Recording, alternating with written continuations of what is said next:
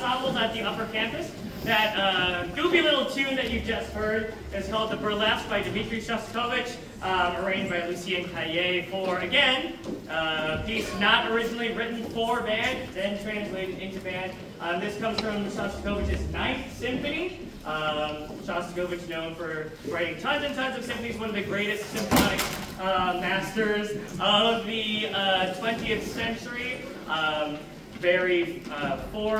At the forefront of music in the Soviet Union. There's a really interesting story behind this piece. If you want to look at that and all the other tunes as well, many of you have a QR code that you can look for, that you can use to look at the program notes. The symphony was written at the end of World War II, and being as famous of a composer as he was, the Communist Party of the USSR was anticipating this grand, heroic piece to commemorate their victory over the Germans, and instead he opened with this very quirky, almost sarcastic, very humorous piece, which actually got him into a lot of trouble with the Communist Party and led to a lot of the turmoil that Shostakovich would endure for the rest of his life. So I really think that it's important for all of these folks to experience a wide variety of music, which you'll hear more about later. Especially in a setting, in a community like this. We don't have an orchestra program. So a lot of these folks don't have the opportunity to normally to play music by the quote-unquote great orchestral classical masters, so to speak, of the classical music world. So it's important, I think, to throw some of that at them. And they handled it beautifully. That's a really tough piece, but they did fantastically at it. Okay, so that's enough of me yapping, and honestly, I'm tired. I need to get a drink of water. I don't want to do this anymore. I'm kidding. I could do this forever. But one of the things I also really love about this program, and I really think is special, is the leadership that these students take upon themselves. A lot of these students are just chomping at the bit for the opportunity to make music, to get better, to grow with their colleagues, and to create that musical experience. We have a number of TAs that help out with our symphonic band class, upperclassmen in wind ensemble, that like to help out in symphonic band, helping with miscellaneous tasks, basically making sure that the program continues to run without falling apart. And each of which, we have 5 as a matter of fact, have claimed a different concert and a different piece. And we've been talking about conducting and rehearsal technique. A lot of them are also our section leaders for marching band. So it is with my great and deep pleasure and honor to introduce our first student conductor of the year, your conductor for this next piece, the one and only JC Finch.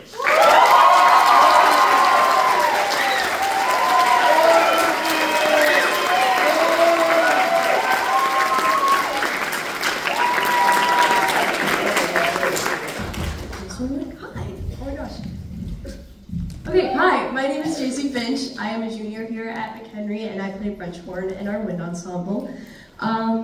Which is really funny saying that because I know a lot of us here today are little siblings that were forced to come watch their older siblings play, right? And I get that because I was once that little sibling. I had to go to all of my older sister's concerts and sit there and be like, oh my god, I was promised Culver's at the end of this. I just want my ice cream and I'm tired. I get it. So it's funny that I am up here conducting now in front of these really great students that work really hard to make really good music. And for all of you to be here and watch is, I just appreciate it a lot. And someone who made me appreciate music so much as a person and as a whole is my lesson teacher, Mr. Russ Henning. Yep, that's him over there.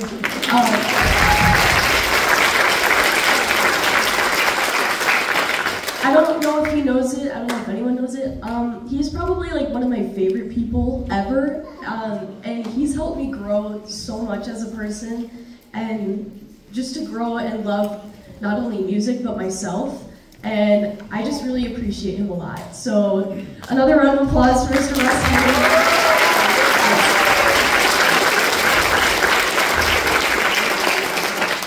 With that being said, the next piece you're going to hear is a funeral ballad. Yeah, it's a funeral ballad. And basically it is this Russ helped me come up with the little description of it. It's this German orchestra writer who wrote an orchestra piece for someone that he really looked up to, who unfortunately passed away. And he basically wrote a German orchestra piece for his funeral. So this is Trauer music, and yeah, it's a funeral ballad. Okay, thank you.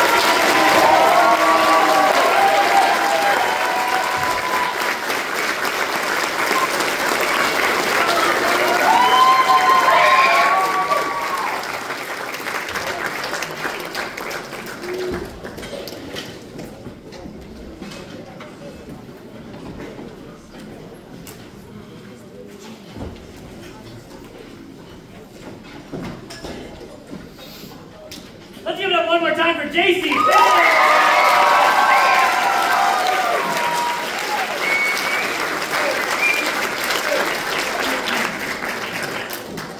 Fantastic job, honestly. I could rave on and on about her.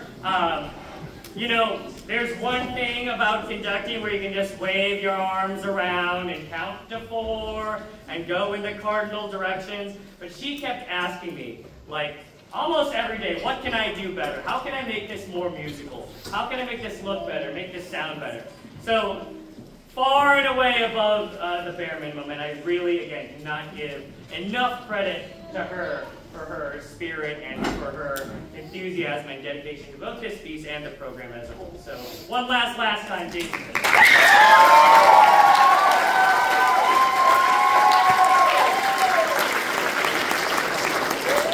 going to close this set with a piece that's, to be frank, very different. It is written for band for once, so that's crazy.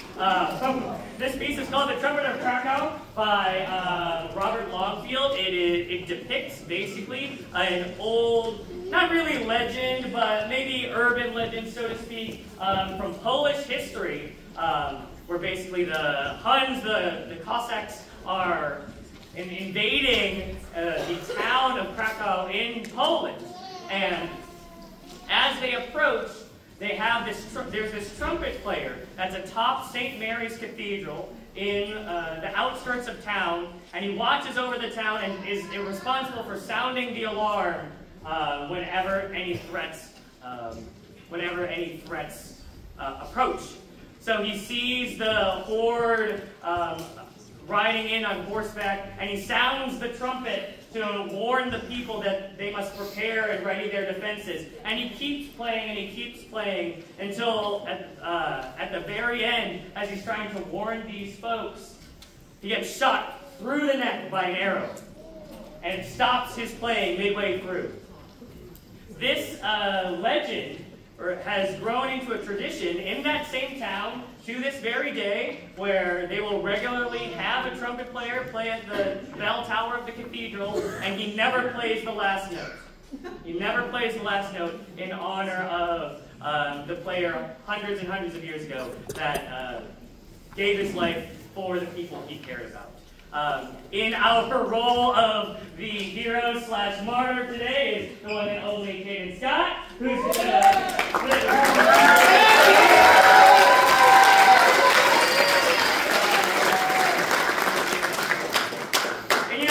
this is sort of an aside. I realized, a couple weeks ago I was telling this band that all of the tunes that symphonic band is playing are about death. So, happy Halloween!